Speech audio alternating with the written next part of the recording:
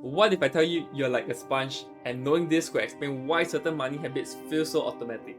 Not because you're weak, not because you lack discipline, but because of what you have been soaking in. Let me explain. Hello, it's Jiaxuan here, your money guy in Goodwill, and I'm also a licensed financial advisor in Singapore.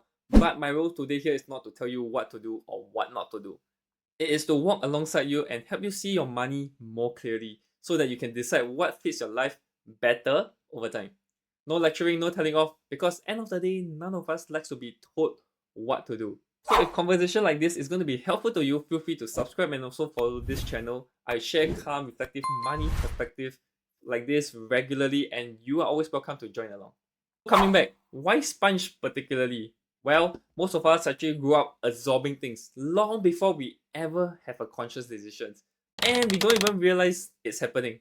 We absorb what money feels like in our household, how spendings actually show up on an ordinary day, what savings actually represents emotionally, not logically, and also what creates tensions, what feels safe, as well as what feels risky. And these are not through your lessons, not through advice, not through talks by your parents, but through daily life.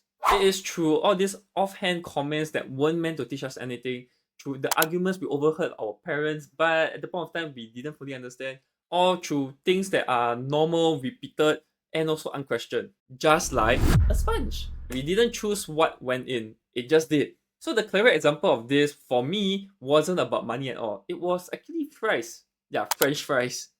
So this happened when my son was about 2 years old, and before that, we didn't introduce what fries is, and it doesn't exist in his world. No desire of that crunchy exterior, that internal fluffiness, and there's no emotion reactions to it. We could be walking past McDonald's, that kind of brochures, and different stores, even advertisements, right? None of this actually grabbed his attention or revealed any emotions. Then one day, we actually introduced him to his first fries, and I can tell you, instantly it changed my whole world. For the best or the worst, I'll leave it up to you. This was what happened. When we first gave him his first fries, I can clearly remember that he was like wondering what is this long strip of yellowish thingy. And he has been seeing his parents putting it into his mouth. So naturally when we passed it to him, he grabbed onto it and he tried putting it into his mouth.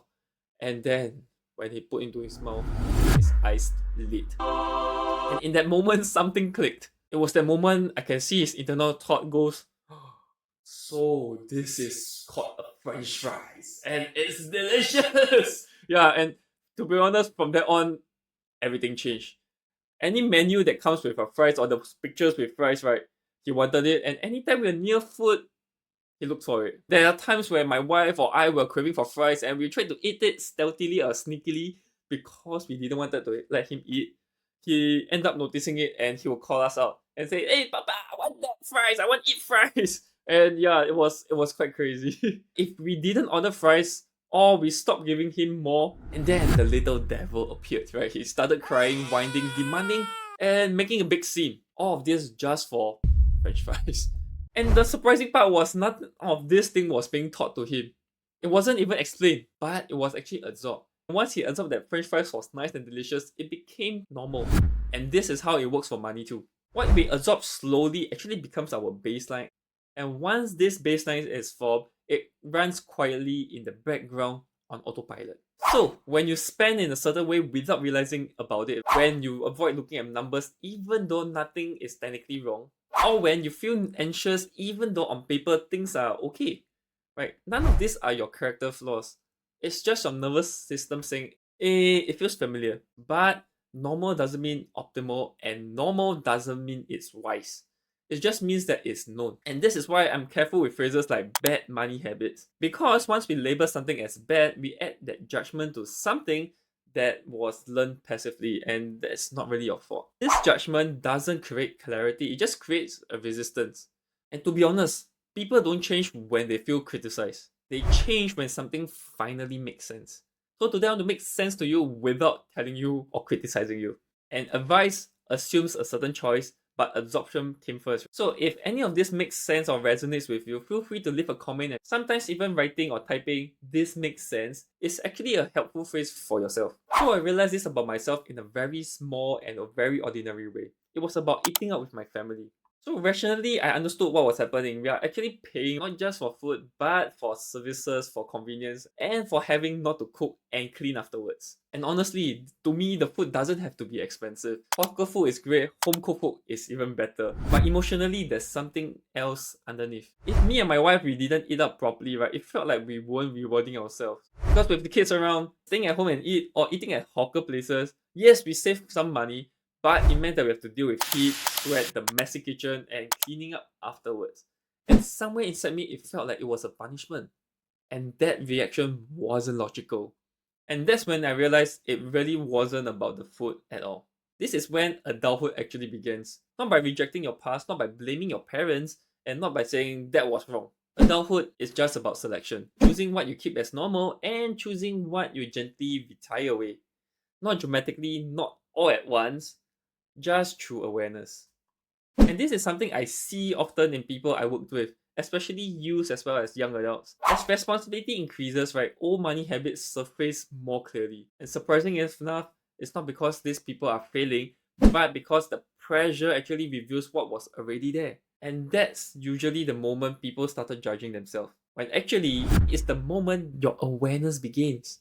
I like to think of this process as a selective squeeze. You don't throw the sponge away. You don't pretend the sponge doesn't absorb anything. You simply squeeze it gently. Awareness is the squeeze, and choice is deciding what stays soaked in. And that's when environment matters because it's how you support that choice without relying on your willpower. And here's this, most money behaviors isn't about discipline, it's about exposure. What you see every day, what you feel effortless, what feels rare, and what feels socially normal. These are what matters. If spending is frictionless and saving feels invisible, one will naturally happen more than the other. And if comparison is always consistent, then your contentment quietly becomes so much harder. And this isn't weakness, this is just a design. And this is also why I started seeing my environment very differently. I used to think that going off my kids meant that we have to take Grab or drive everywhere because there's so much things to bring. The logistical nightmare is real. But then my son started to get car sick whenever we're in the cab. And to be honest, the mess is not something that I want to deal with. And strangely enough, that car sickness of my son actually became a blessing in disguise. And because of that reason, we started taking more public transport. And this is what I've noticed. My son loves trains. Actually, things with wheels. So he likes to see them arrive, he likes to sit inside, especially going to the front or the end of the train to see the tunnel, to see how the train moves on the tunnel or on the tracks. And that's when it clicked for me. What matters isn't just the destination. It's not about where we are going next, but it's the journey as well. That realization actually quietly changed what felt normal for me. And if you're a parent, here's an extra layer to all of this. Your children are like sponges too, right? They don't absorb your lecture, they don't absorb your explanations because they are probably too young. But they absorb your tone, your stress, your casual remark, and everything that you do. So this isn't pressure, it's just awareness because perfection isn't required. Your presence is. And that's why after becoming a parent, I became more mindful and more aware about how I do things, how I talk, how I behave. Because end of the day, I'm starting to see some of these things that I do being replicated in my son. And to be honest, some of these things are not things I liked. And once I start reflecting on it, it made clear to me a lot of these things are from me. And if I didn't like how he was behaving, I probably should change the way I do things. That's why, as a parent, it's not easy, but definitely, if I want my kid to have good money habits and not to be like those young people that spends and don't save, because to be honest, that's quite scary in the future. Then, as a parent now, I need to start behaving and give him certain money values and let him approach this in a different way than what was traditionally taught, either by lecturing or by enforcing. So if you're a young person and this makes sense, then you are still in good chance of changing some of these early money habits that you have or some money views you have.